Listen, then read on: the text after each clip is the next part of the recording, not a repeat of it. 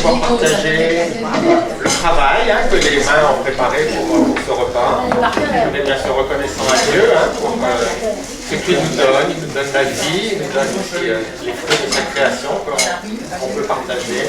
Dans la reconnaissance que nous voulons commencer ce temps de partage maintenant, d'échange et de partage. Il y a aussi eu des belles rencontres inattendues. Ouais, vraiment, on est reconnaissant au Seigneur pour la manière dont il nous rapproche parfois. Merci Seigneur. Je vais laisser la parole à Pasteur Yvon pour les mots d'accueil.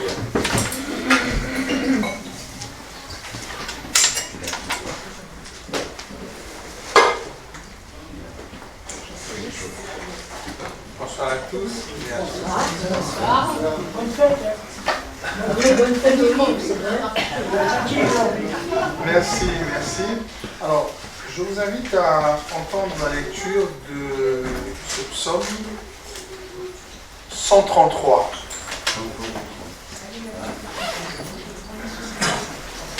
Voici, oh qu'il est agréable, qu'il est doux pour les frères de demeurer ensemble. C'est comme l'huile précieuse qui est répandue sur la tête, descend sur la barbe d'Aaron, qui descend sur le bord de ses vêtements.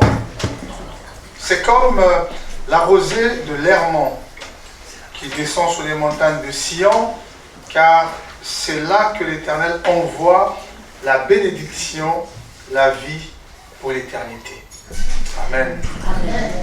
Voilà, c'est à travers ce beau texte que je voudrais vous souhaiter à tous et à toutes une bienvenue cordiale et fraternelle dans les locaux de notre église, j'allais dire, l'église évangélique libre de Viry-Châtillon. C'est vraiment dans la joie du Seigneur que nous vous accueillons pour ce temps que nous avons commencé il y a déjà, je crois, 1h30 de dîner, partage et prière.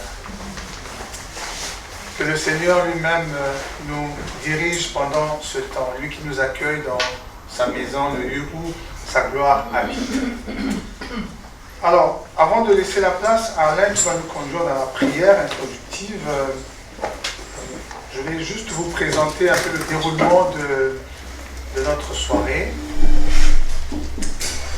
Donc, après la prière introductive, nous aurons une première partie où chacun va exposer en quelque sorte le processus de formation et d'installation de pasteurs ou de prêtres ou de pasteurs. Voilà, donc chaque communauté prendra la parole pour nous présenter un peu comment ça se passe. Et on me dit environ 3 à 4 minutes à peu près. Voilà. Et dans la deuxième partie, il sera question de présenter les choses, mais d'une autre manière, en s'appuyant sur les textes bibliques. Et donc, c'est Pierre Laurent qui commencera. Merci. Merci.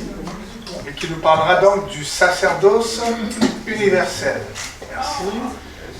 Voilà, ministère égale donc être au service du peuple de Dieu sur la base d'un texte biblique. C'est 1 Pierre, chapitre 2, verset 9. Ensuite, ce sera Alain. C'est ça? L'idée, c'était que c'était Benjamin. Voilà. Est-ce que l'un d'entre vous a une parole de la part de Benjamin?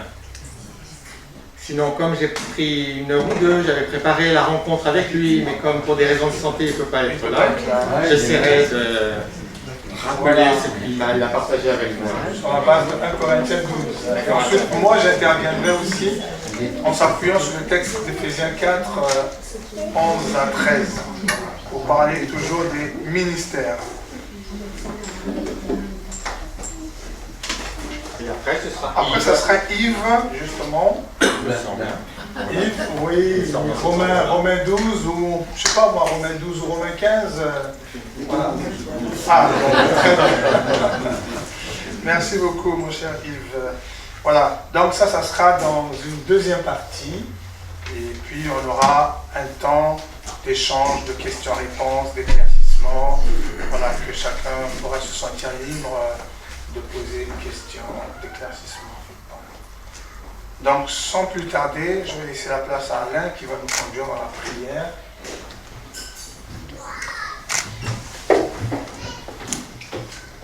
Nous venons de célébrer l'Ascension il y a quelques jours, à peine une semaine. Et on se rappelait ce que Jésus a dit à ses disciples, « Je vais vous envoyer l'Esprit. Le Père va vous envoyer l'Esprit. » Et nous allons nous le rappeler dans quelques jours. C'est effectivement l'Esprit qui est venu sur tous les croyants qui reconnaissent Jésus comme Seigneur et Sauveur. C'était le cas il y a 2000 ans et c'est encore le cas aujourd'hui. Et je vous propose de prier. Voilà, on est sous ce thème de l'Esprit qui parle au peuple de Dieu et puis qui nous prépare en tant que témoins pour son service. Prions. Notre Dieu et notre Père, c'est ensemble que nous nous tournons vers toi dans la prière, car c'est toi qui nous unis. Tu es le Dieu unique, Père, Fils, Saint-Esprit, en qui nous croyons. Et toi seul nous rends capables de faire le lien en parlant à notre conscience et en nous inspirant par ta parole. Tu nous envoies par toute la terre pour la mission et le service au nom du Christ. Et par la puissance de ton esprit qui nous conduit au Dieu, que nos prières ne soient jamais de vaines paroles, mais une parole ardente à ta parole vivante, dans l'action non violente, en vue de changements positifs au sein de nos communautés et dans notre entourage. Et parfois avec des actes audacieux de foi, de solidarité, de libération, de guérison, de compassion, mais toujours dans le partage joyeux de la bonne nouvelle de Jésus-Christ. Ouvre nos cœurs ce soir afin que nos cœurs sachent mieux aimer et reconnaître que nous sommes créés à ton image. Tellement magnifique de savoir que tu es notre Dieu et que nous sommes tes créatures. Transforme-nous afin que nous devenions les prochains de tous. Dans l'attente de ton retour et de la pleine révélation de ton règne et de la venue d'un nouveau ciel et d'une nouvelle terre pour ta seule gloire. Amen. Amen.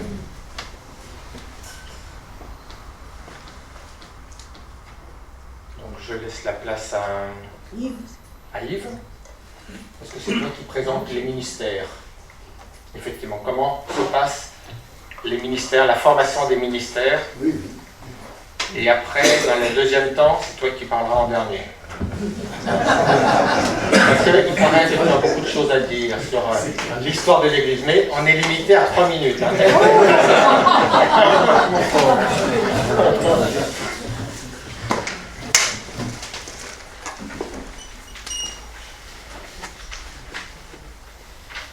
Oui, la proposition, c'était que dans un premier temps, on exprime comment on devient prêtre, pasteur, etc. Donc, dans l'Église catholique, on pourrait dire que c'est un long processus. Au fond, il y a 3 dimensions, me semble-t-il. Un appel du Seigneur qui est exprimé par un candidat et discerné en Église. L'appel du Seigneur, en fait, c'est le candidat qui l'exprime, ou bien c'est l'Église qui prend l'initiative de poser à quelqu'un, jeune ou moins jeune, est-ce que tu ne te verrais pas devenir prêtre ou servir comme prêtre? Notamment aujourd'hui, on a de plus en plus d'hommes d'un certain âge qui se trouvent être demeurés célibataires ou redevenus célibataires par le veuvage et qui cheminent pour devenir prêtre.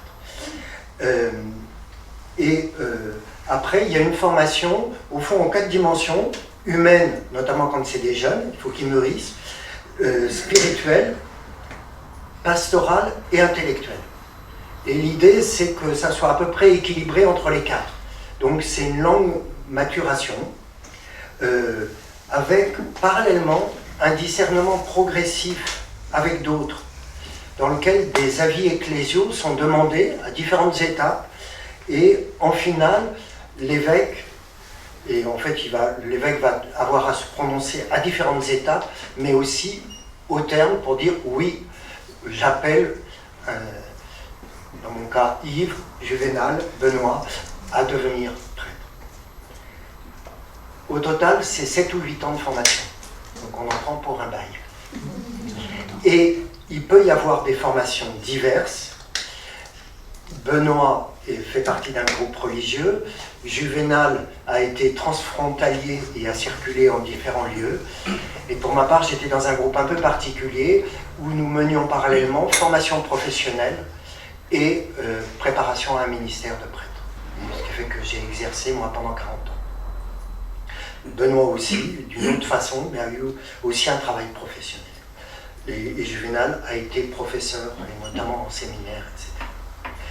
4 étapes de célébration. L'admission parmi les candidats au ministère, c'est une première étape. Ensuite, des ministères institués, lecteurs ou acolytes. Je les cite parce que l'Église catholique est en train de redécouvrir que ces ministères-là, ce n'est pas forcément uniquement pour devenir prêtre, mais que ça pourrait être exercé par des hommes virils, ça c'était pour le latin, mais aussi par des femmes.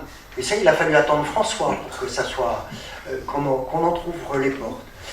Et puis après l'ordination diaconale, avec, dans l'Église catholique occidentale, l'obligation du célibat, et donc c'est à ce moment-là qu'il y a un engagement définitif au célibat. Et puis ensuite l'ordination presbytérale, pour être prêtre. L'ordination elle-même, c'est une célébration présidée par un évêque, dans lequel il va y avoir un témoignage ecclésial que le candidat a les aptitudes requises. Il est présenté par l'Église et l'Église va dire oui, vraiment cet homme a manifesté sa capacité d'évolution et ses aptitudes pastorales. Ensuite, un engagement ferme au célibat à l'étape du diaconat. Et ensuite, l'invocation de l'esprit avec l'imposition des mains. Et pour l'ordination des prêtres, l'évêque impose les mains, mais tous les prêtres présents. Parce que certes, c'est monsieur un tel qui est ordonné à un moment donné, mais il fait partie d'un groupe et c'est ensemble qu'ils portent le ministère.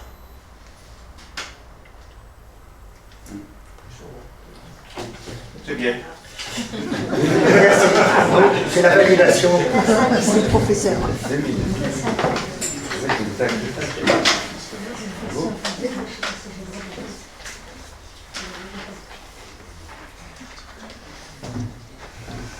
Alors, je suis remplaçant ce soir. Je ne vous dirai pas d'expérience comment ça se passe pour devenir pasteur. Je dirais que Dieu m'en garde, je n'y suis pas. Donc, dans l'Église, je vais vous lire ce que Guy Bertrand a marqué. Dans l'Église protestante unique de France, le fonctionnement repose sur le système presbytéro-synodal. Ce régime refuse toute hiérarchie cléricale. Il n'y a pas d'évêque et organise l'Église selon une articulation stricte entre les instances locales, les conseils presbytéraux, et les instances régionales ou nationales, les synodes où pasteurs et laïcs siègent à égalité. Le processus de reconnaissance de ministère s'inscrit pleinement dans cette théologie du sacerdoce universel. Si l'Église reconnaît une vocation et des compétences spécifiques à un ministre, pasteur ou parfois diacre, c'est toujours le synode national, émanation de l'ensemble du peuple de l'Église, qui valide cette reconnaissance. Le parcours menant à la reconnaissance d'un ministère pastoral se déroule en plusieurs étapes rigoureuses, de la formation académique jusqu'à l'ordination ou la reconnaissance définitive. Alors, la formation académique, c'est un niveau master, bac plus 5. Il y a plusieurs églises, il y a plusieurs facultés de théologie protestante. Il y a l'Institut protestant de théologie, l'IPT, à Paris ou à Montpellier. Il y a la faculté de théologie protestante à Strasbourg, c'est la seule faculté d'État d'ailleurs. Et ça comprend l'étude approfondie des langues bibliques, hébreu, grec, de l'histoire, de la dogmatique, de la théologie pratique. Une fois les diplômes obtenus, le candidat n'est pas directement pasteur. Il doit passer devant la commission des ministères, constituée de pasteurs et laïcs. Après entretien, cette commission donne un avis pour autoriser le candidat à commencer son proposana. C'est une période probatoire sur le terrain. Et le proposana dure 2 ans généralement. Un proposant, c'est un stagiaire, on fait un stagiaire pasteur qui est nommé dans une paroisse locale et qui va être supervisé par un conseiller, un pasteur expérimenté. Il va exercer tout ce qu'un pasteur fait, c'est-à-dire prédication, animation biblique, catéchèse, accompagnement des familles, gestion des conseils, visites. Et il participe également pendant ce temps à des sessions de formation pratique. Il y a ensuite, après ces 2 ans, un bilan de fin de stage, et une évaluation et l'avis des instances locales. Avis des instances locales, ça va être le conseil presbytéral de la paroisse d'accueil, le pasteur conseiller de stage et le conseil régional. Ils vont chacun rédiger un rapport d'évaluation détaillée sur les aptitudes du proposant à exercer le ministère. Et ensuite, il y a la décision du synode national qui va examiner l'ensemble du dossier et les évaluations. Donc là, c'est la commission des ministères qui examine tout ça. Et si c'est positif, elle va proposer au synode national d'inscrire officiellement le candidat sur le rôle des ministres du EQDF. C'est le synode national et lui seul qui prononce la reconnaissance du ministère. Le processus va se conclure par un culte solennel d'ordination ou de reconnaissance de ministère.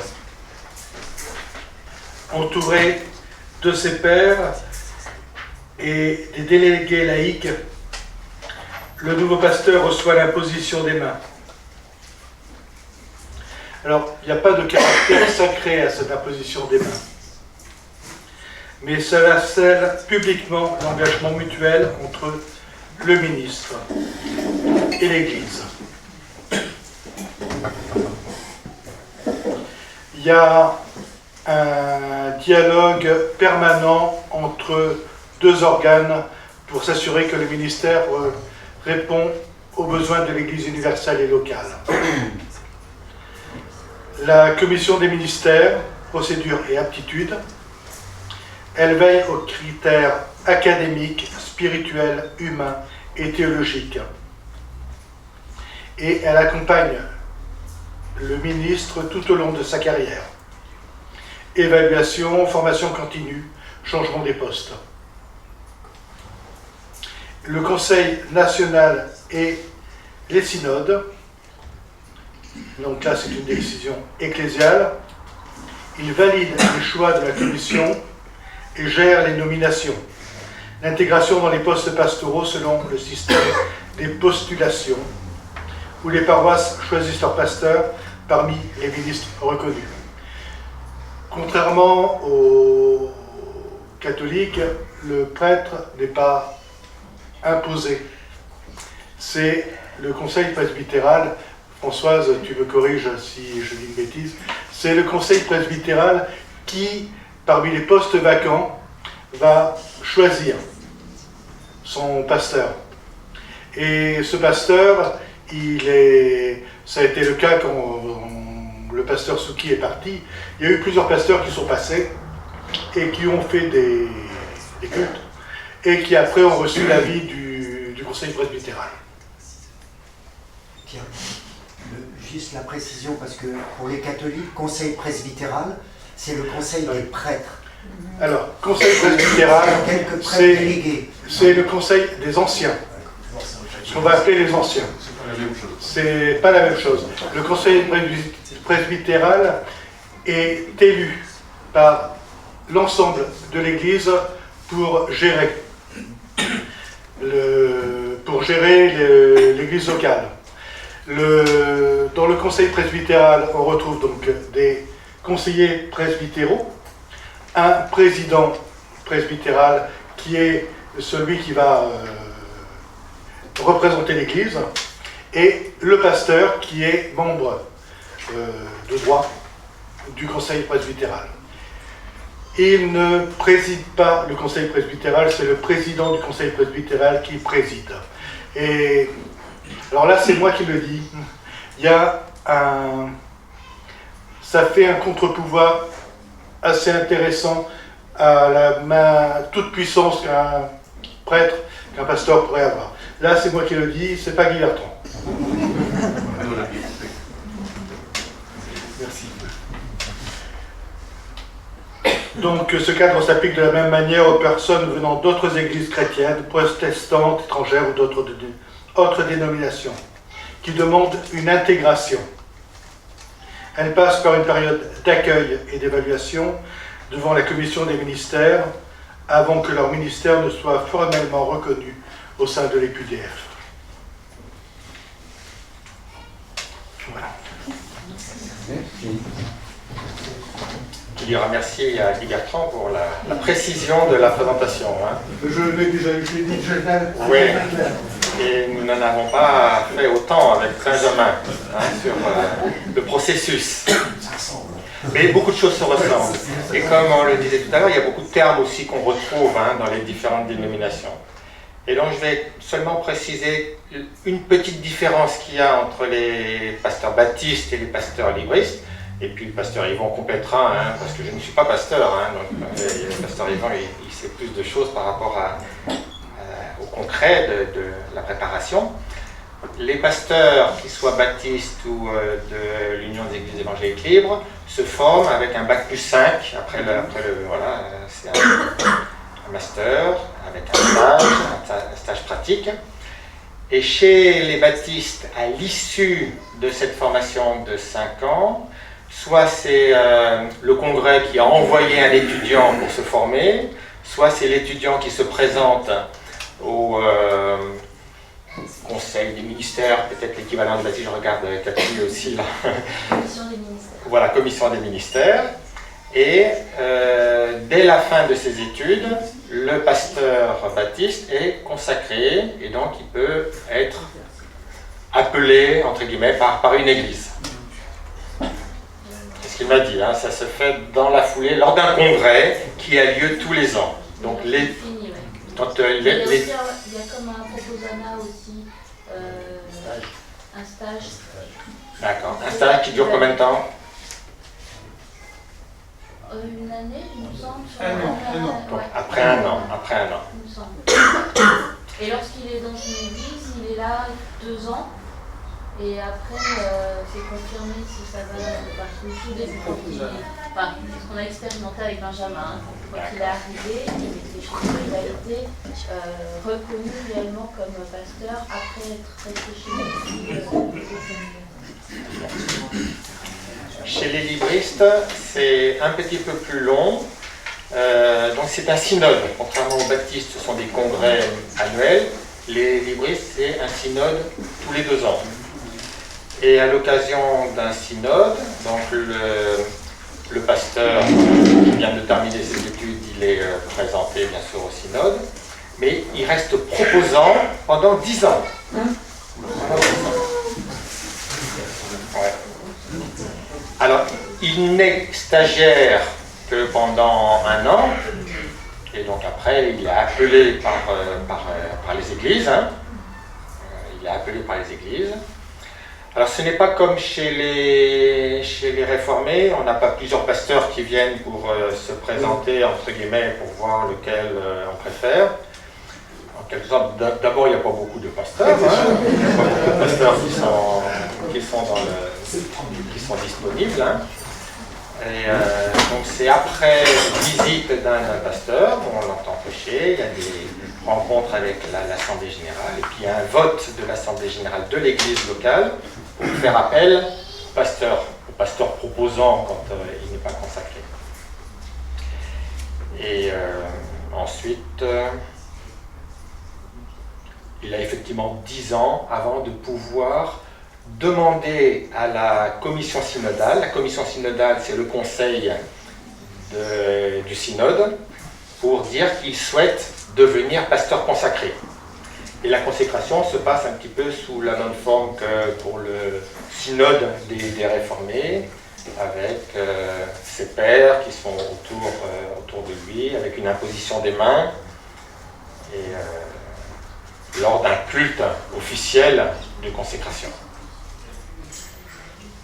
Et je pense que c'est comme vous aussi, c'est effectivement le conseil presbytéral, que nous on appelle conseil d'administration. C'est le président du conseil d'administration qui en général préside le conseil d'administration. Et puis c'est de la collégialité avec le pasteur qui a un rôle pastoral beaucoup plus important bien sûr que le conseil. Voilà. Donc pour la fin, on pourra... Est-ce que tu aurais des choses à préciser? Oui. Oui, j'aurais deux choses à préciser. D'abord au début, pour dire que l'appel se fait dans l'Église. C'est-à-dire que c'est l'Église qui discerne l'appel qu'un frère ou une sœur a reçu de la part du Seigneur pour l'exercice d'un ministère dans l'Église. Donc, c'est un discernement qui se fait dans l'Église. Et d'ailleurs, en collaboration avec les facultés de théologie, en tout cas pour mon cas, j'étais à la fac de Vaux-sur-Seine, et la fac de Vaux-sur-Seine n'accueille jamais des étudiants qui viennent s'inscrire pour leur propre compte.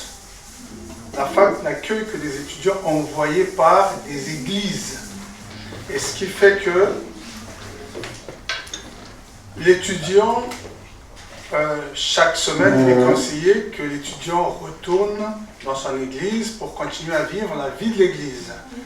Et à chaque année de formation, l'étudiant doit aussi faire un stage pastoral dans n'importe quelle église, mais de cette union d'église. En tout cas, cela est conseillé, un stage pastoral chaque année. Et à l'issue, comme Alain a dit, des 5 années d'études, 4 années d'études, il y a aussi une année de stage pastoral. Pour mon cas, je l'ai passé ici avec le pasteur Luc pendant 1 an de stage pastoral. Voilà ce que je voulais préciser au départ. Alors, je voulais apporter quelques précisions aussi sur ce que Alain a dit au sujet des 10 ans. En fait, après le stage pastoral, il y a la prise de poste. Voilà, le pasteur, il prend un poste pastoral où il passe les 2 premières années, comme un peu chez les réformés, on parle de proposana. Il est pasteur proposant, et après validation de la commission des ministères, il rentre pleinement, vraiment reconnu comme pasteur. Alors, cependant, il peut, en ce moment-là, déjà solliciter la consécration. Parce qu'en réalité, dans notre union d'église, il y a 2 choses qu'il faut bien distinguer. C'est que nous avons, dans notre union d'église, un pasteur qui exerce, on appelle ça comme ça, soit un pasteur qui exerce son ministère dans cette union d'église, ou un pasteur qui est un pasteur de l'union. On devient pasteur de l'union lorsqu'on a reçu la consécration. Lorsqu'on n'a pas encore été consacré, on est pasteur exerçant dans l'union. Voilà. Et donc, au bout de 10 ans d'exercice du ministère pastoral, c'est pas le proposana il dure 2 ans, mais au bout de 10 ans, on peut solliciter à devenir pasteur de l'union, c'est-à-dire par la consécration. Voilà, c'est ça. Voilà ce que je voulais apporter comme précision. Merci.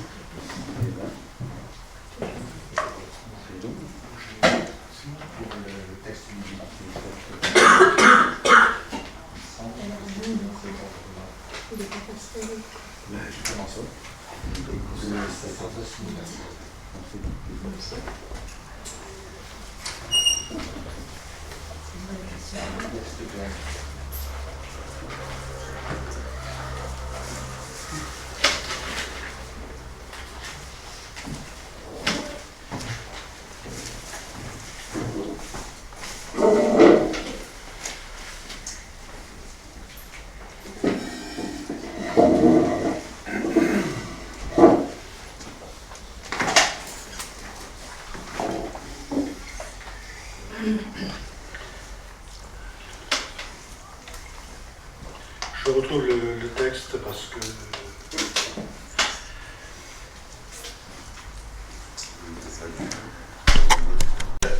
Mais vous êtes d'une descendance choisie, un sacerdoce royal, une nation sainte, un peuple destiné au salut, pour que vous annonciez les merveilles de celui qui vous a appelé des ténèbres à son admirable lumière.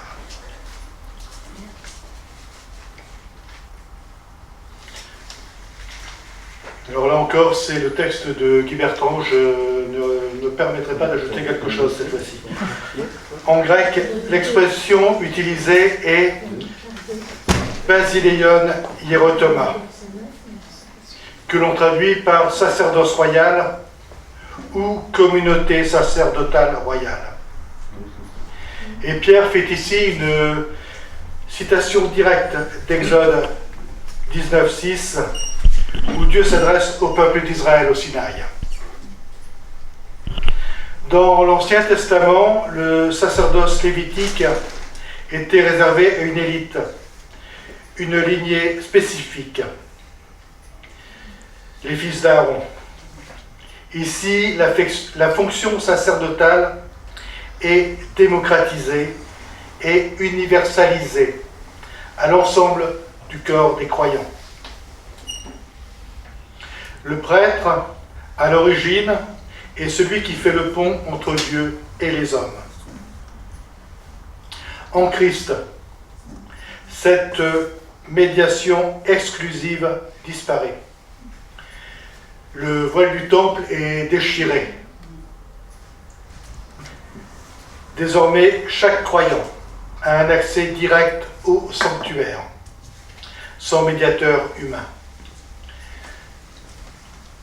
Si on regarde la structure profonde de la notion de sainteté, kadosh en hébreu, qui est liée à la mise à part, elle s'applique ici non plus à des objets ou à une caste, mais à une communauté de personnes unies par une même vocation. Au XVIe siècle, Martin Luther s'appuie massivement sur ce texte, notamment dans son manifeste à la noblesse chrétienne de la nation allemande en 1520, pour abattre la distinction entre clerc et laïc.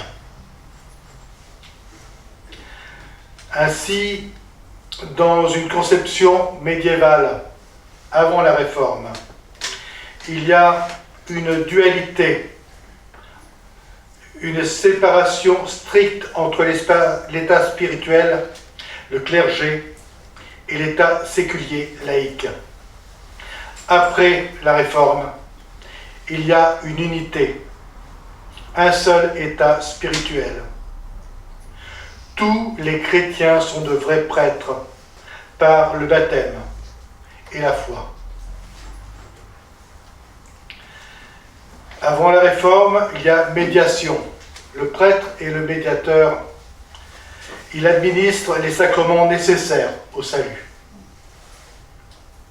Après la Réforme, il y a intercession mutuelle. Chaque croyant peut prier pour l'autre, confesser ses péchés à un frère et annoncer la parole. Confesser ses péchés à un frère en tant qu'aumônier, c'est quelque chose que je fais quelquefois. Je lui dis, je peux t'entendre en tant que frère et entendre ce que tu as à me dire. Je peux entendre et confesser tes péchés. je ne peux pas te donner l'absolution. Absolution qui n'est que la manifestation d'un pardon déjà donné. Mais c'est quelque chose que je fais relativement fréquemment. Et annoncer la parole. Chaque croyant peut annoncer également la parole. Et avant la Réforme, il y avait un monopole sur la parole. Seul le magistère pouvait interpréter infailliblement l'Écriture. Et après la Réforme, Guy Bertrand a noté un libre examen. Chaque fidèle, éclairé par l'Esprit Saint, est apte à lire et comprendre la Bible. Voilà, c'est tout ce qu'il a. C'est le fruit de ses réflexions.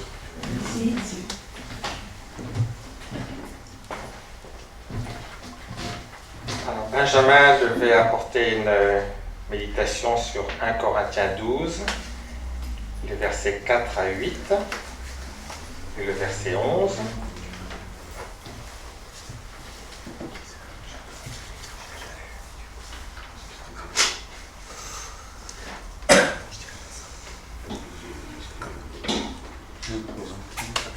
Corinthiens 12, 4 à 8.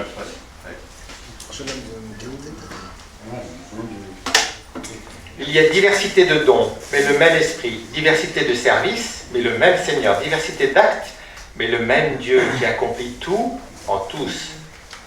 Or, à chacun, la manifestation de l'esprit est donnée pour le bien de tous. En effet, à l'un est donné par l'esprit une parole de sagesse, et à un autre une parole de connaissance selon le même esprit. Et le verset 11. Toutes ces choses, c'est un seul et même esprit qui les accomplit, en le distribuant à chacun en particulier, comme il le veut. Et il voulait insister sur le ministère de sagesse, qui est un ministère et qui est un ministère d'encouragement.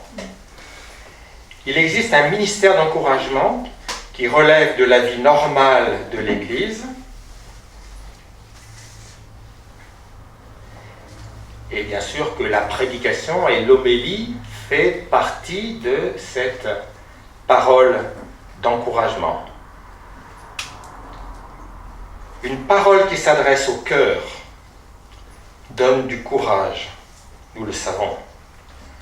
Elle nous porte, nous soutient et nous remplit de force. Paul dit, celui qui prophétise aide les autres à grandir dans la foi. Il les encourage et les réconforte. 1 Corinthiens 14.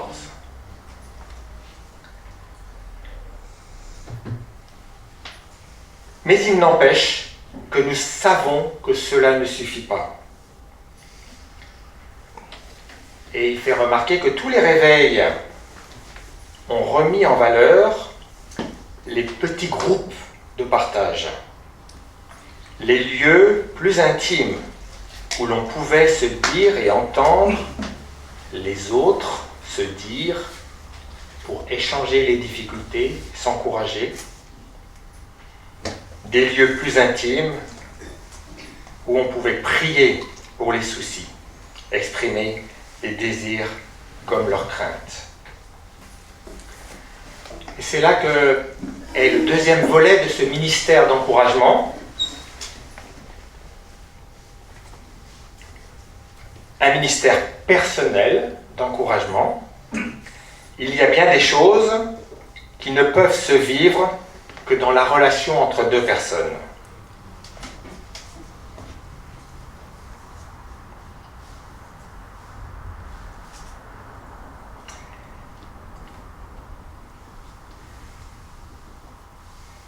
Et le troisième point,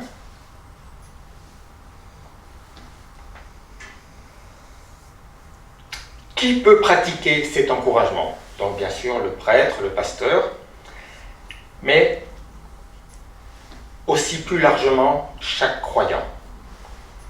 Comme tous les dons et tous les ministères, nous pouvons tous, dans une certaine mesure, y participer. Et l'apôtre Paul l'enseignait aux Corinthiens comme tous les dons sont au service de la maturité, de la croissance du corps de Christ.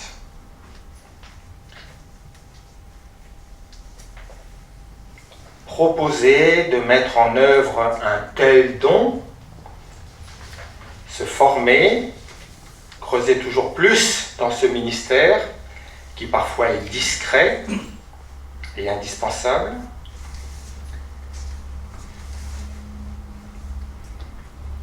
Donc même si c'est un don qui peut être donné à tous les croyants, d'apporter une parole de sagesse inspirée par la parole de Dieu,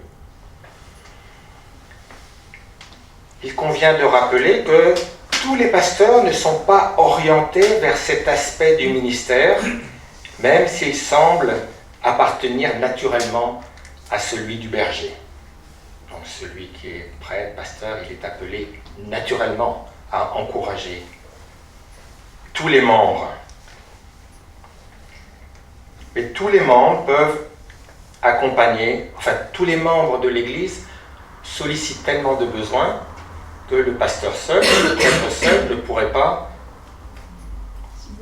couvrir l'ensemble des besoins. Et c'est là que le corps de Christ a toute son utilité. Et chaque croyant a un rôle important dans la communauté pour accompagner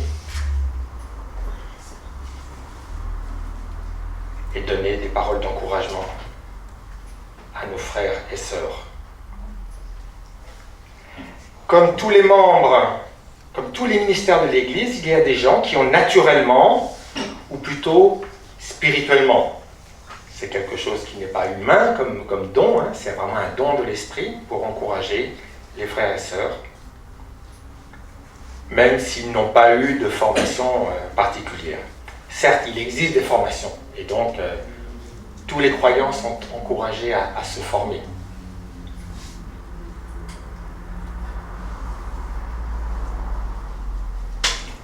Voilà, pour le ministère d'encouragement.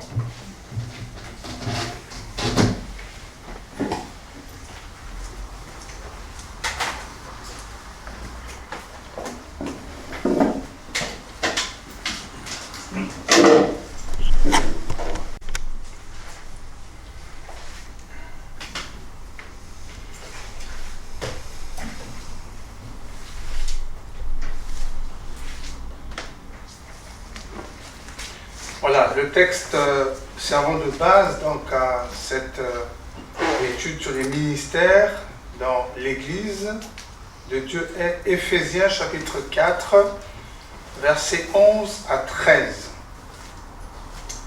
Éphésiens 4, 11 à 13.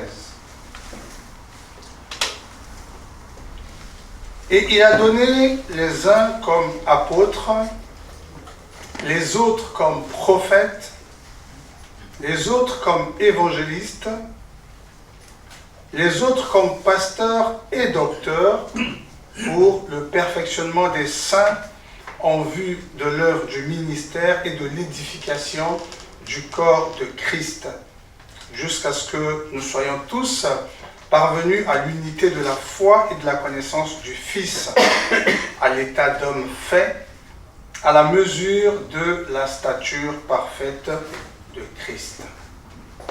Amen. Alors, à partir de ce texte et en rapport aussi avec le livre des Actes des Apôtres qui nous présente les premières assemblées chrétiennes dans le Nouveau Testament, nous pouvons constater que l'apôtre accomplit l'œuvre missionnaire. Le prophète livre au peuple la parole de l'Éternel Dieu, cette parole que Dieu met en quelque sorte dans sa bouche afin qu'il l'annonce au peuple. L'évangéliste, de son côté, apporte la bonne nouvelle du salut au monde, baptise ceux qui croient et confie au pasteur qui veille sur leur marche, en quelque sorte, de tous les jours. Le docteur, de son côté, enseigne au peuple les profondeurs de la parole de Dieu pour fortifier sa foi. Il est à remarquer que l'ordre indiqué n'est pas un ordre hiérarchique. C'est l'ordre logique, en quelque sorte, d'intervention des ministères dans l'établissement d'une église locale. Matthieu 28, 19 à 20, où Jésus dit « Allez et faites de toutes les nations des disciples, les baptisant au nom du Père, du Fils et du Saint-Esprit, et enseignez-leur à observer tout ce que je vous ai prescrit. » Les 5 ministères ne sont pas des ministères indépendants. Ils travaillent tous ensemble dans l'unité afin que les saints, justement, puissent bénéficier des différentes onctions, en quelque sorte, et être équipés pour l'œuvre du ministère. Dans cette perspective, voyez-vous que les anciens et les diacres sont nommés au service des membres pour permettre aux 5 ministères d'exercer leur appel dans les meilleures conditions. Ces ministères sont des dons que Dieu lui-même octroie à ceux qu'il a mis à part pour le servir. Sur le plan divin, les 5 ministères existent pour le perfectionnement des saints, comme on a dit le texte, en vue de l'œuvre du ministère et de l'édification du corps de Christ. Dès le commencement, les églises étaient constituées des 5 ministères établis par Dieu. De nos jours, les églises doivent aussi réfléchir à l'appel de chaque membre. Cependant, on fait souvent remarquer que dans l'expression « les uns comme pasteurs et docteurs », dans cette expression, l'article n'est pas répété. On peut donc penser que les 2 termes, en fait, désignent le même ministère. Cela a suscité évidemment beaucoup de débats, même Calvin n'était pas de cet avis. Ce n'est pas le sujet, mais peut-être pourrait-on dire que si tout pasteur doit être un docteur capable d'enseigner la parole de Dieu à une communauté, à un groupe ou à des individus, cependant, tout docteur n'est pas nécessairement pasteur, puisqu'il peut exercer son don d'enseignant dans une école biblique ou dans une faculté de théologie au lieu d'une église locale. Et donc, si nous regardons bien, nous allons constater que les 5 dons mentionnés dans Éphésiens 4, 11 à 13 ont tous finalement un lien commun avec l'enseignement. Rien n'est plus nécessaire à l'édification de l'Église que de nombreux chrétiens doués par Dieu de ce don d'enseignement. C'est l'enseignement qui édifie l'Église locale et ce sont les enseignants, d'ailleurs, qui aujourd'hui font le plus défaut. Voilà pourquoi notre union d'Église accorde beaucoup d'importance à la formation biblique et théologique des pasteurs. On a dit 4 à 5 années d'études. D'après ces textes, le fait d'avoir suivi jusqu'au bout, je parle bien des textes de notre union d'Église, d'après les textes de notre union d'Église, le fait d'avoir suivi jusqu'au bout sa formation théologique est la confirmation d'un appel authentique reçu pour l'exercice d'un ministère pastoral. Celui qui s'arrête en cours de chemin, généralement on fait savoir que ce n'était pas un appel authentique dans le cursus même de la formation.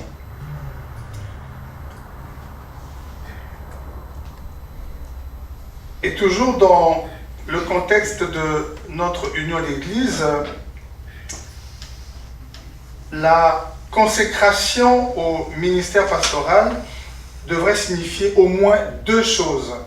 Premièrement, la reconnaissance par l'Église que Dieu a appelé et qualifié le candidat. Deuxièmement, que le mandat officiel de l'Église pour le candidat d'exercer son don avec l'aide de l'Esprit qui seul peut le rendre capable.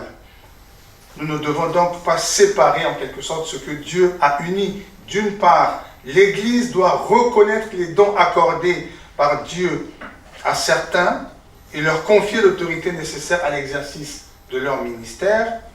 De l'autre, le Nouveau Testament n'envisage jamais la situation grotesque, entre guillemets, d'une Église qui appelle au ministère des personnes n'ayant de toute évidence reçu ni un appel de Dieu, ni les qualifications divines pour l'exercice d'un ministère. D'autant plus que le don et la fonction, c'est-à-dire l'aptitude divine et le mandat de l'Église vont de pair.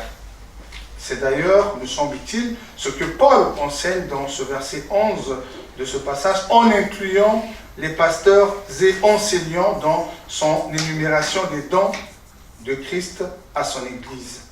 Car la tâche des anciens aussi dans l'Église est de prendre soin et d'enseigner le troupeau. Ce qui est en réflexion, c'est le fait de considérer dans une église locale d'autres ministères en dehors du ministère pastoral. Évidemment, dans notre union d'églises, dans nos églises locales, il y a bien des frères et sœurs qui exercent des ministères dans l'église, mais qui ne sont pas officiellement reconnus. Et donc, nous poussons un peu plus loin la réflexion pour essayer de considérer justement ce fait et aussi de pouvoir discerner et considérer ces ministères au sein des églises locales. Et ce que je voudrais aussi apporter comme précision, c'est que dans notre union d'église, les femmes aussi ont le droit justement d'exercer un ministère pastoral.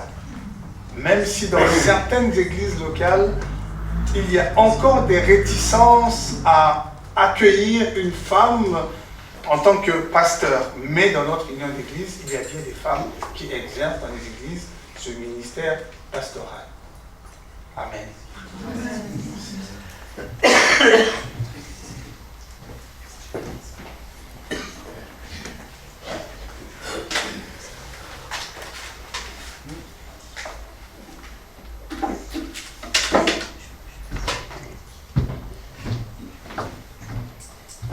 Vous avez encore le courage de m'entendre.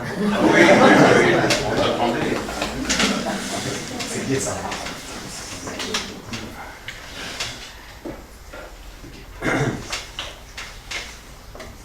C'est vrai que d'entendre mes frères précédents suscite quand même des envies de réagir sur certaines choses. Mais dans un premier temps, je vais m'abstenir et puis je le ferai après. Ça permettra le débat. Je crois qu'il faut d'une part qu'on mesure quand même une chose, c'est que nous n'avons pas la voix orthodoxe. Et ça nous manque. Comme aurait dit notre pape Jean-Paul II, en parlant des deux poumons, et que toute cette dimension de l'Orient ou autre, avec une autre tradition, et même au sein de l'Église catholique, il y a une tradition des églises orientales avec des prêtres mariés. Or ça, c'est méconnu largement en Occident. Et que là, on a... Bon, mais voilà, ça c'est simplement pour nous inviter à rester en ouverture. J'ai envie de réagir quand même sur une chose dans ce qui a été dit, c'est que la manière dont nous avons posé les questions, nous risquons de parler d'un ministre, alors que c'est d'abord un pluriel.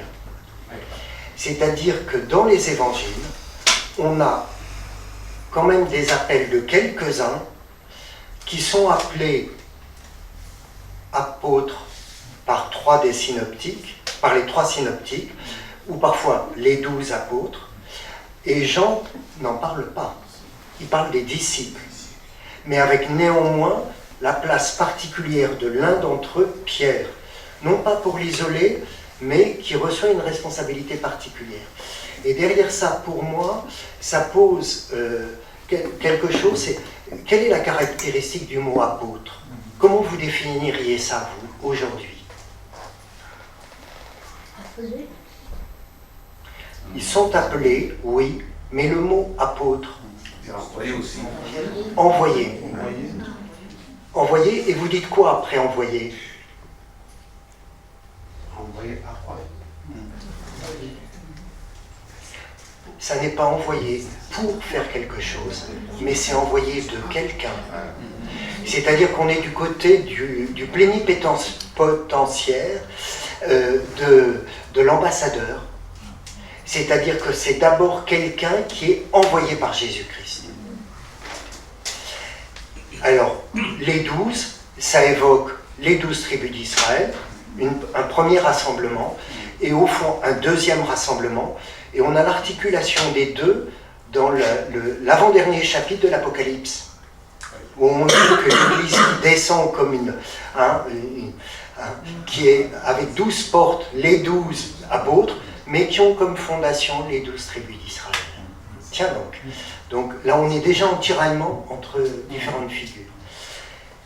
Et puis le mot apôtre a à la fois un sens limité, les 12, et dans l'évangile de Luc, un des plus tardifs, enfin le plus tardif des synoptiques, les 12, début du chapitre 9, le chapitre 10, c'est l'envoi des 72, et le contenu de l'envoi des 72 est très proche de l'envoi des 12. Donc il y a à la fois quelque chose de particulier, et en même temps c'est l'affaire de beaucoup plus. Donc là on a un tiraillement. Et on va voir une figure qui va être justement dans ce petit écart entre les deux, c'est Paul, qui n'a pas connu Jésus selon la chair, c'est-à-dire il n'a pas vu Jésus vivant, Jésus de Nazareth. Il a fait une expérience spirituelle, une expérience mystique, et il revendique le titre d'apôtre. Et en même temps, avec sa grande gueule et son mauvais caractère, en même temps, il revient à Jérusalem pour n'avoir pas couru en vain. C'est-à-dire, il reconnaît bien qu'il y a quand même un rôle particulier des 12 ou de ce qui est équivalent. Pourquoi? Eh bien, notamment parce que dès les premières décennies, ça tiraille entre les communautés. Et que c'est un des défis, pardonnez-moi, de vous, communauté protestante, très morcelée, de nous, catholiques, aujourd'hui, où on est en train de s'envoyer des noms d'oiseaux et de caricatures d'images, c'est-à-dire qu'il y a un vrai défi, qui est le défi de la communion, de l'unité. Et que ça, on ne peut pas complètement faire l'impasse là-dessus, et que donc nos définitions d'un ministère à l'échelle d'une communauté fait l'impasse sur des défis beaucoup plus importants que nous avons à gérer. Il n'y a qu'à voir l'usage qui en est fait par Trump et compagnie. Où donc on sent bien que là, il y a quand même des rôles de régulation à une échelle plus large. Notre risque à nous, catholiques, est l'uniformité, je ne veux voir qu'une seule tête et qu'une seule forme. Le risque de nos frères orthodoxes et des églises nationales sous la férule du politique. Et pour vous, communauté protestante évangélique, c'est un morcellement. Et donc on sent bien que là, les uns et les autres, nous avons nos propres démons, on pourrait dire, et qu'on a probablement à continuer à dialoguer et à discuter pour cheminer votre pratique synodale beaucoup plus développée, et puis dans le temps, etc., sous de multiples formes. On commence petit à petit, nous, à s'y ouvrir, à entendre qu'il y a quelque chose à en faire. Mais c'est pour dire que voilà. Ça, c'était pour lancer des... Je reviens à ce qui m'était proposé, enfin ce que j'avais proposé de creuser.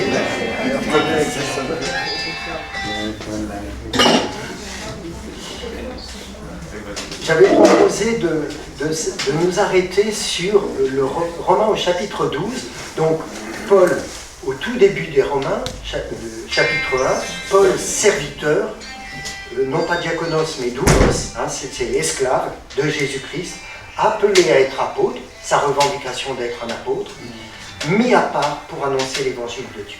C'est clair, c'est posé, c'est du Paul. Voilà. Et avec tout de suite le lien, l'évangile déjà promis par ses prophètes. Il fait le lien entre les deux alliances. Nous ne pouvons pas nous prétendre propriétaires. Nous avons à rendre compte que, voilà, on est héritier. Et ensuite, chapitre 15, verset 16, dans lequel il va dire qu'il est écrit parfois par endroits avec une certaine hardiesse, en vertu de la grâce que Dieu m'a donnée d'être un officiant de Jésus-Christ auprès des païens, consacré au ministère de l'évangile de Dieu, afin que les païens deviennent une offrande qui, sanctifiée par l'Esprit Saint, soit agréable à Dieu. Paul articule là un double vocabulaire, le vocabulaire du temple, de la consécration, d'être officiant avec le ministère de l'Évangile. C'est-à-dire que le service de l'Évangile est une vraie liturgie et que c'est quelque chose de l'ordre d'une consécration, on pourrait dire à temps plein et j'allais dire pour la plénitude, enfin on sent comment Paul s'est défoncé de ce point de vue-là, et il est officiant de Jésus-Christ. Alors, pour ne pas prolonger, je n'ai pas été repioché dans les Hébreux, mais avec les Hébreux, on a au fond le Christ qui est l'offrande, il offre sa vie, mais c'est dans son corps qu'il fait l'offrande. Donc il est l'autel et il est en même temps le prêtre. Ça veut dire qu'il n'y en a qu'un seul, c'est le Christ qui opère ça. Et quand nous sommes consacrés au ministère de l'Évangile, c'est-à-dire à raconter, à être témoin de ce que le Christ a accompli. Il n'y a pas d'autre médiateur que le Christ. Ce n'est pas simplement Petiton qui dit ça, c'est vraiment le travail théologique qui a été refait au plan ecclésial, hein, qui reconnaît ça, quoi.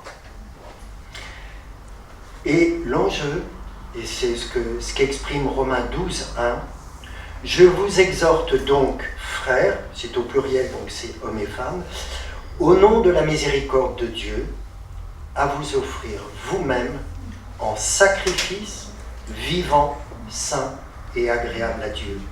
Ce sera là votre culte spirituel. »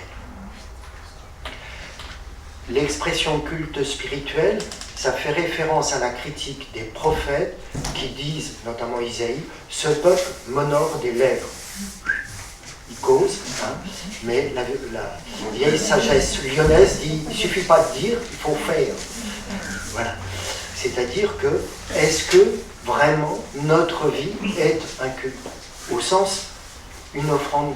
Et donc nous sommes invités à nous offrir nous-mêmes, pas de médiateur, pas de prêtre intermédiaire de ce point de vue-là. Et en ce sens-là, nous sommes renvoyés chacun à notre propre responsabilité et à travers tout ce qui fait notre vie de famille, notre vie professionnelle, notre organisation politique et économique, etc.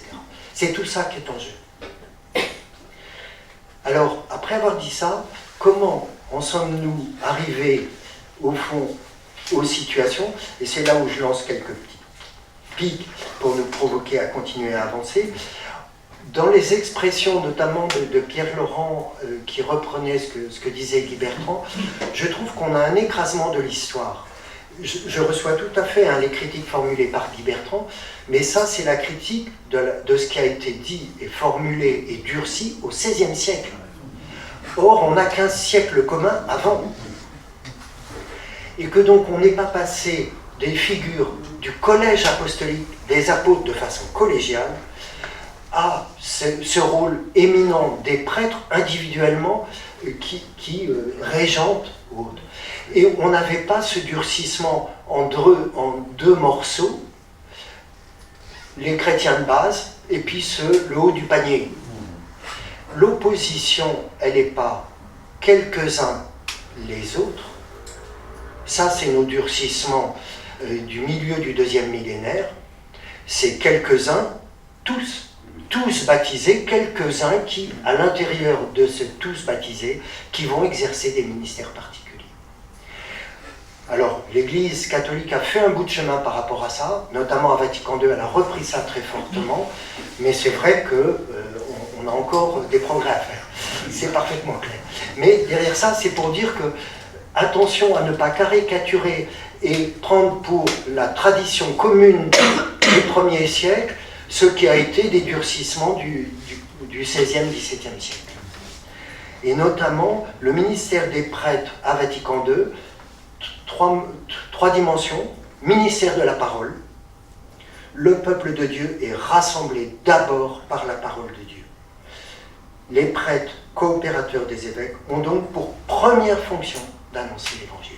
Ministère de la parole est en premier. C'est pas toujours notre pratique, mais il faut le reconnaître de ce point de vue. 2. Ministère des sacrements et de l'Eucharistie. Et en fait, c'est ministre de celui qui, par son esprit, exerce sans cesse pour nous, dans la liturgie, sa fonction sacerdotale. C'est formulé de façon un peu compliquée, c'est de dire que le seul qui est prêtre, c'est le Christ. Et qu'on ne l'est que par délégation, et en fait, j'allais dire, pardonnez-moi la familiarité de l'expression, on met en scène ce que le Christ fait par son esprit. Et donc on est invité à ne pas faire écran, et à ne pas nous mettre en avant. Ça, c'est pour nous prêtres et tout le travail qu'il y a à faire par rapport à ça. Mais c'est aussi reconnaître l'actualité du don du Christ qui continue. Alors pour nous, mais là, on n'avait pas prévu ça, mais c'est peut-être une question qui serait à reprendre, c'est toute la question des sacrements. Parce qu'il me semble que là, on a quelque chose qui n'est pas négligeable.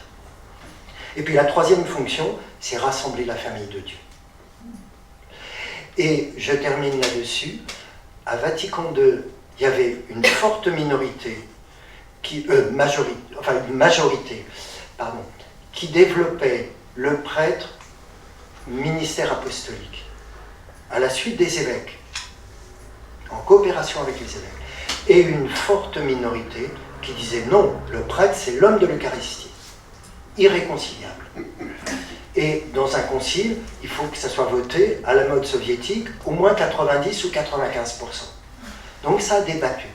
Et qu'est-ce qui a permis de régler la question? C'est les deux textes que je vous ai cités, Romains 1 et Romains 15. C'est pour ça que j'ai repris ces textes-là. C'est-à-dire que le Paul qui dit, mais le culte véritable, c'est votre vie de tous les jours, c'est la mise en œuvre de l'Évangile, c'est-à-dire qu'il n'y a pas à opposer les deux. Et ça a permis que le vote soit majoritaire. Et dernière chose, c'était le texte ministère et vie et ministère du prêtre, renversement du titre, ministère en premier et vie des prêtres.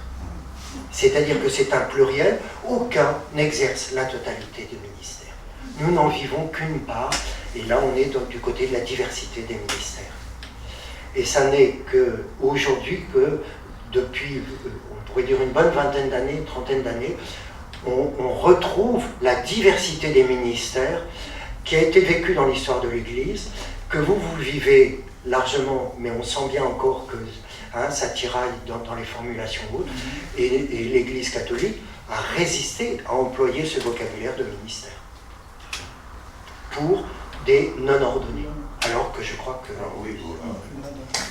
Alors que je crois qu'il n'y a pas de raison de refuser ce titre-là, quoi. Mais au fond, on identifie ministère à ordonner et à vie. Alors peut-être bien qu'il y a un ministère à vie, j'assume le choix que j'ai fait, je ne me regrette pas, mais je pense qu'il y a d'autres manières de servir et de mettre en œuvre. Il faut se rappeler peut-être que ministère, ça veut dire service. Absolument. Tout simplement. Et que dans le Nouveau Testament, c'est bien d'avoir pris 1 Pierre, le vocabulaire sacerdotal. On a 3 mentions du mot sacerdotal. On a 1 Pierre et 2 dans l'Apocalypse, si je ne dis pas de sottises. Oui, tout à fait. Et que sinon, on l'a, mais pour parler du Christ dans l'Épître aux Hébreux. Ce n'est pas du tout employé pour le ministère. On ne voit pas d'apôtre présider une Eucharistie. Non. On nous dit simplement que la communauté est assidue à l'enseignement des apôtres et à la fraction du pain. et que le vocabulaire qui est employé pour parler des ministères, c'est sur la racine de diakone, c'est la racine grecque du verbe servir. Donc c'est des serviteurs, quoi.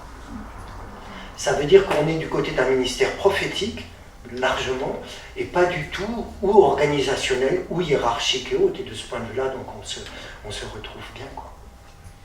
Il nous reste 20 minutes. Quelles sont vos questions? Vous pouvez monter peut-être pour répondre. Sinon, vous allez rester debout. Hein.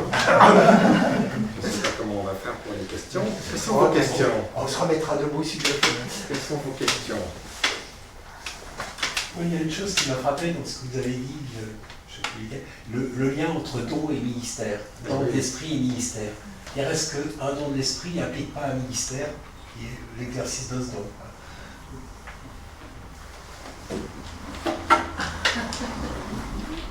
Mais il y a peut-être d'autres questions. Moi, j'ai pas compris la question.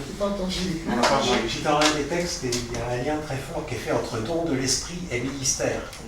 Donc, est-ce qu'un don reçu n'implique pas quelque part, pour le chrétien qui reçoit ce don, d'exercer ce don et donc quelque part d'accomplir son ministère?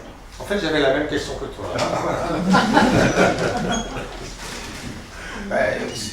Il y a déjà un lien entre ministère et Esprit Saint, puisqu'on l'a vu dans 1 Corinthiens 12, verset 4 à 11. En Corinthiens 12. Voilà.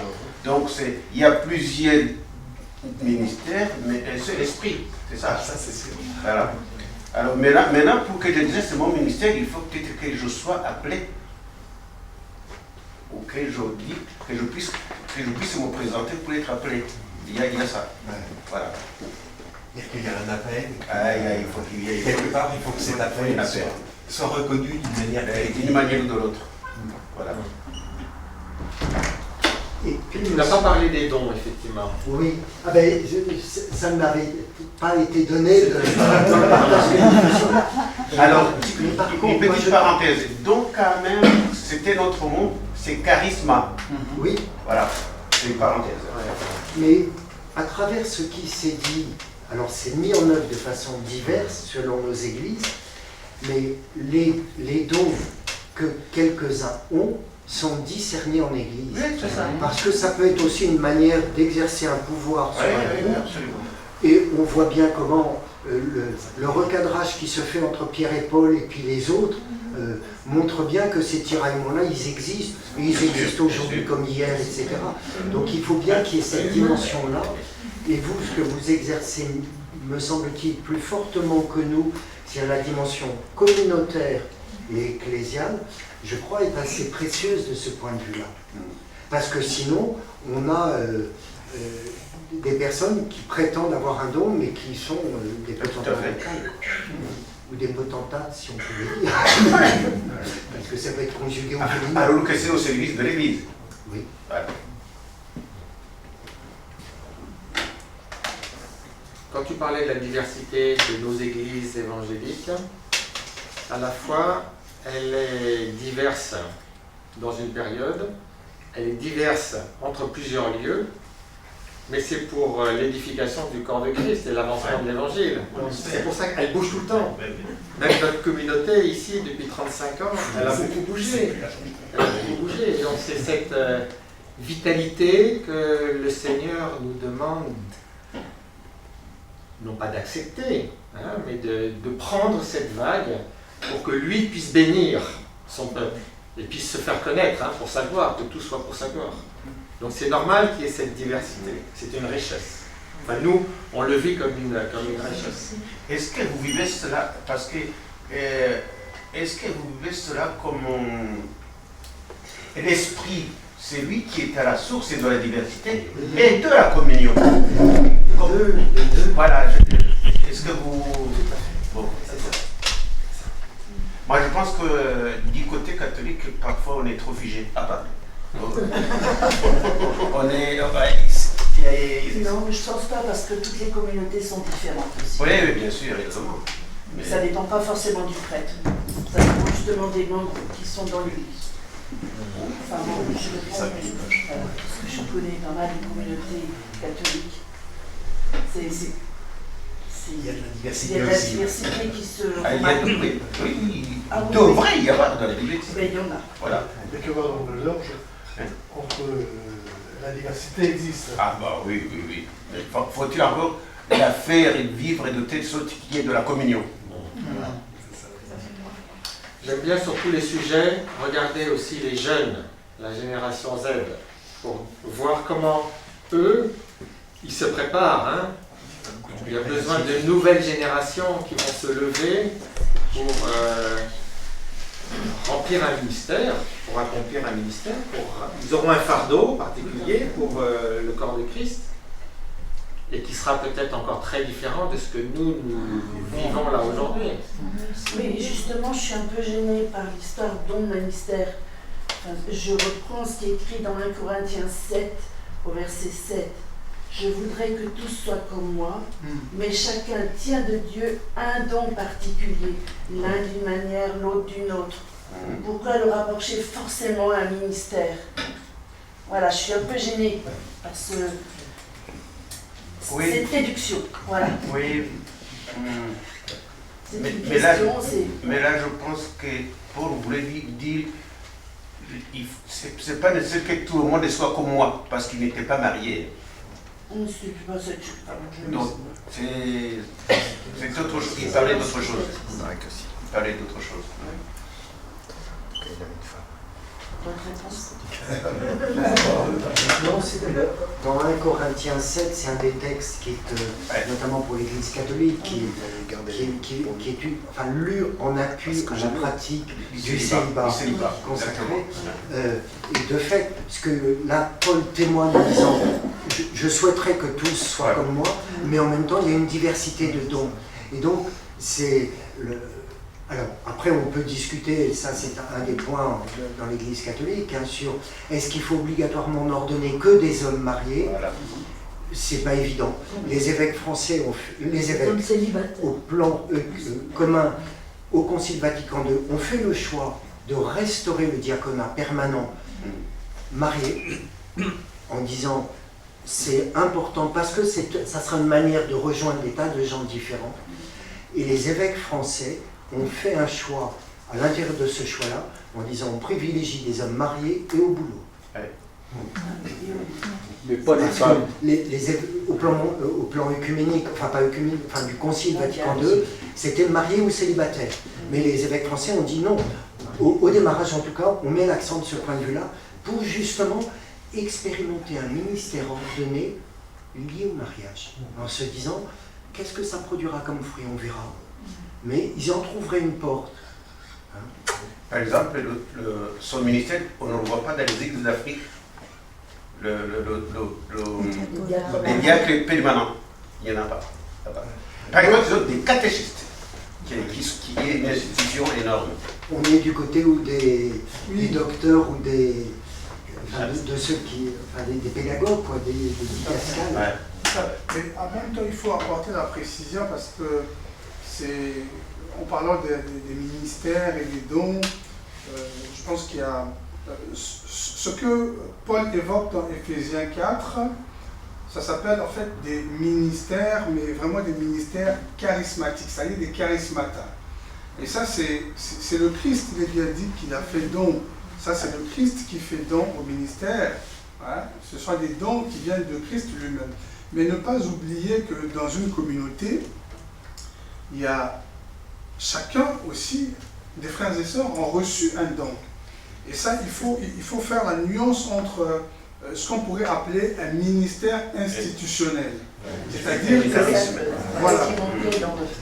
voilà, un ministère institutionnel dans l'Église, on va discerner pour le diaconat, on va discerner des évêques, des anciens, mais ça c'est l'Église en tant qu'institution qui voit que tel ou tel frère et sœur, voilà, ils ont un appel à... Voilà. C'est cette nuance-là qu'il faut, je pense, apporter pour essayer de comprendre ce genre de texte.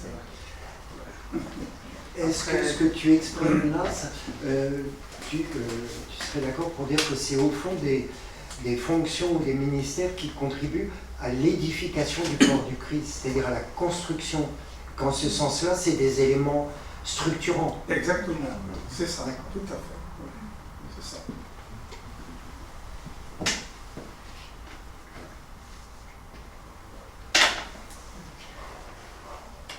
est-ce que toi, le service que tu assures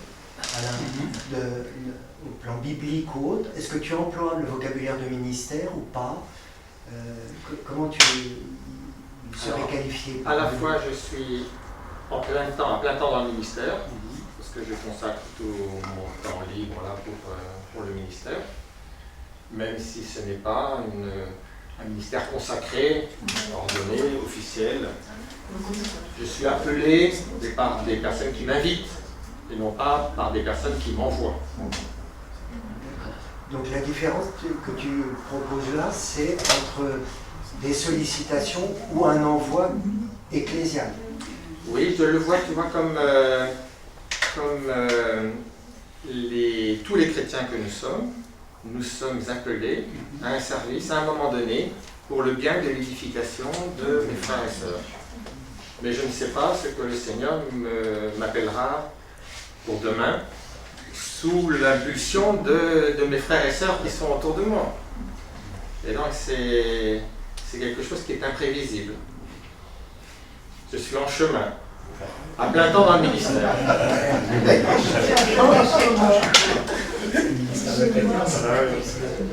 Et pour nous qui sommes consultants, on le comprend bien parce qu'on était souvent appelés à des missions professionnellement avec André et on ne savait pas ce qu'on allait faire le mois suivant. Donc c'est des choses qui nous parlent. Et là c'est beaucoup plus beau parce que c'est le Seigneur qui nous appelle à être à son service et être un instrument entre ses mains. Et c'est même lui qui met dans ma bouche, je le souhaite, des paroles pour vous encourager, et pour nous encourager nous tous à l'unité que nous avons en Christ.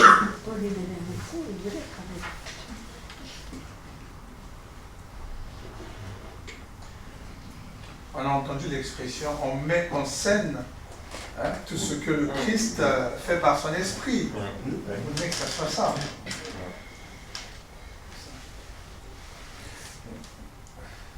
Juste une petite réflexion que j'ai sur ce sujet des dons spirituels. Peut-être là, c'est vrai qu'on a mis beaucoup l'accent sur le ministère pastoral, si j'ai bien compris le sujet qui était. Et par rapport à la soeur qui posait la question, c'est pour moi, j'aime toujours prendre l'exemple, pour l'apôtre Paul, prendre l'exemple du corps humain. Et dans 1 Corinthiens 12, il dit que chaque membre fait partie de ce corps du Christ et chaque membre a une utilité qui est importante au fait. Et moi, quand je parle du corps du Christ, je ne suis pas dans le sectarisme, hein, je crois que le corps du Christ, parce que c'est très très mal vu dans mon église quand je disais ça, que c'est l'ensemble de la chrétienté. Pour moi, l'église du Christ, c'est l'ensemble de la chrétienté. Et il faut avoir l'humilité de dire qu'il y a certains dons spirituels qui n'est pas dans la communauté que j'ai, mais je peux les trouver peut-être chez les catholiques, chez les baptistes, etc. Parce que c'est le corps du Christ dans sa diversité. Parce qu'on est divers, notre corps est divers. Ma main, ce n'est pas mes cheveux, ce n'est pas mes oreilles. Et pourtant, il est utile pour que ce corps puisse vivre. Et c'est ça que moi j'aime toujours prendre cet exemple que l'apôtre Paul a pris en parlant de la diversité des dons spirituels, que l'Église du Christ dans sa diversité est utile pour l'unité des chrétiens et pour l'édification du corps de Christ. Et c'est vrai que le don pastoral a une direction. Et je disais que, et une fois, j'ai dit ça dans une église, cela a été mal compris. J'ai dit par exemple que si on te coupe la main, tu continues à vivre. Mais par contre, si on te coupe la tête, tu es mort. C'est certain. Non, mais je prends la tête dans le sens que, en dehors du Christ, dans une église, tu dois avoir un corps de direction. Si ce corps de direction n'existe plus, l'église est finie, il n'y a plus de communauté. Tandis que si quelqu'un qui est dans une utilité de main de doigt, l'église peut continuer à vivre sans certaines s'il y a un membre qui est en difficulté au fait. Mais sans la tête, on ne peut pas continuer à vivre. C'est effectivement que le don pastoral, etc., a son importance vitale pour que la chrétienté continue à vivre dans ce monde. Mais la tête, c'est le Christ. Non, la tête supérieure, c'est le Christ. Mais je veux dire, pendant le monde actuel que nous vivons, dans ce don, on a On a effectivement une direction, on a un ministère pastoral qui existe pour prendre des décisions, pour guider, parce que le cerveau il est là pour réfléchir, pour guider la chose. Je veux dire, si par exemple cette partie-là n'existe plus, le corps qui est terrestre, il n'a pas, mais c'est vrai que notre tête suprême, c'est Christ, nous sommes d'accord avec ça. Je vais assurer avec ça. Mais c'est dans l'organisation terrestre que nous sommes.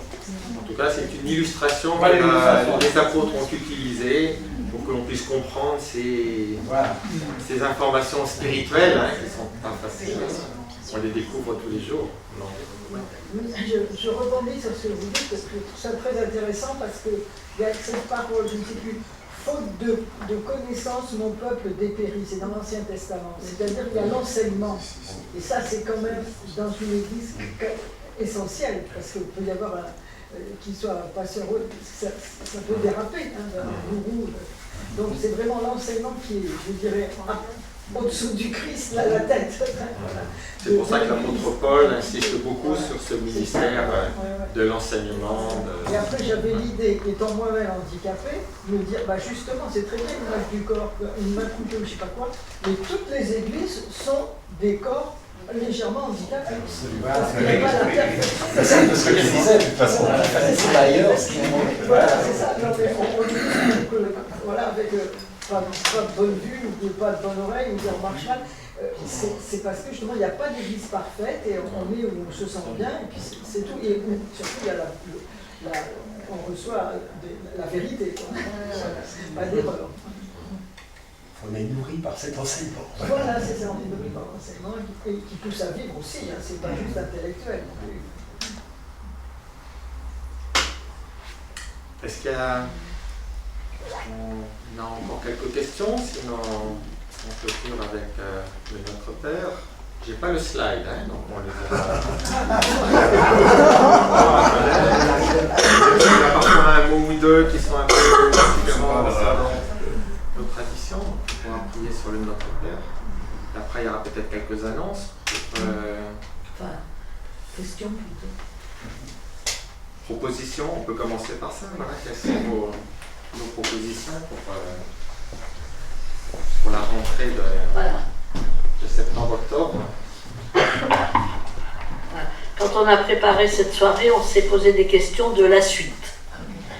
Donc on voudrait un petit peu votre avis, puisque ces rencontres, ces discussions, ces échanges sont nés justement de questions venues de certains membres de nos églises. Mieux se connaître, mieux connaître nos fondements, nos pratiques, enfin les raisons d'être de ce que nous faisons, de la façon dont nous pratiquons, dont nous célébrons, dont nous vivons. Alors, on s'est demandé, est-ce qu'on a répondu, au moins en partie, à cette demande? Est-ce qu'il faut faire un bilan ensemble lors de la première rencontre prochaine? Ou est-ce que vous avez déjà des demandes qu'on pourrait creuser? C'est à peu près ça qu'on s'était dit. Voilà. Alors je l'avais un petit peu mis dans l'invitation que j'ai envoyée, justement, pour que peut-être ce soir des idées émergent. Est-ce que vous souhaitez qu'on consacre une soirée à reprendre les questions d'octobre 2024, puisque c'était là qu'on avait fait, pour faire le point et relancer? Ou est-ce que vous avez déjà des demandes plus précises? Donc venez voir un des responsables, et puis on mettra en commun les remarques que vous pouvez aussi envoyer par mail si vous voulez prendre le temps de réfléchir. Merci. Merci pour tout le travail fourni, parce que c'est vrai que c'est... Sinon, je pense que la prochaine rencontre à laquelle on vous invitera, ce sera au mois d'octobre, dans le cadre du thème, alors on sera un petit peu en dehors du mois de la création, mais c'est pas très grave, sur le thème de l'eau vive, qu'on va essayer de préparer quelque chose aussi ensemble. C'est le samedi 10 octobre. C'est le samedi 10 octobre, voilà. Normalement, ça se termine le samedi 3, mais plusieurs n'étaient pas libres et ça semble difficile. Donc on s'est dit, allez, on déborde. Et l'eau, ça déborde. C'est pas la première fois qu'on fait un petit tour dehors. Je vais me permettre de faire une annonce aussi Pour la 4. Alors, plus près de nous, je vous invite, moi, à prier pour les victimes de la torture. Le 26 juin, à 20h30, le 26 juin, c'est la nuit des veilleurs de l'Action des chrétiens pour l'abolition de la torture. La 4, donc ça sera à 20h30 à l'église protestante unie de la Vallée de l'Orge et Puvon. Voilà.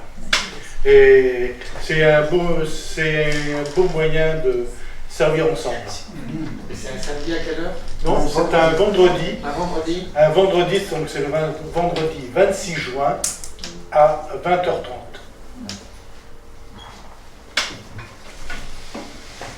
Donc nous pouvons tous nous lever pour prier.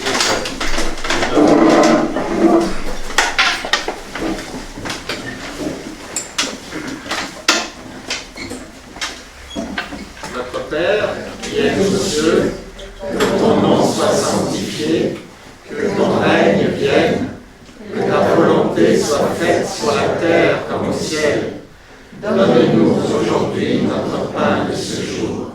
Pardonne nos offenses, comme nous pardonnons aussi à ceux qui nous ont offensés. Et ne nous laisse pas entrer dans la tentation, mais délivre-nous du mal, car c'est à toi qu'appartiennent le règne, la puissance et la gloire pour les siècles des siècles. Amen. Dieu nous bénit dans sa gloire. Bonne fête. Merci beaucoup pour votre présence.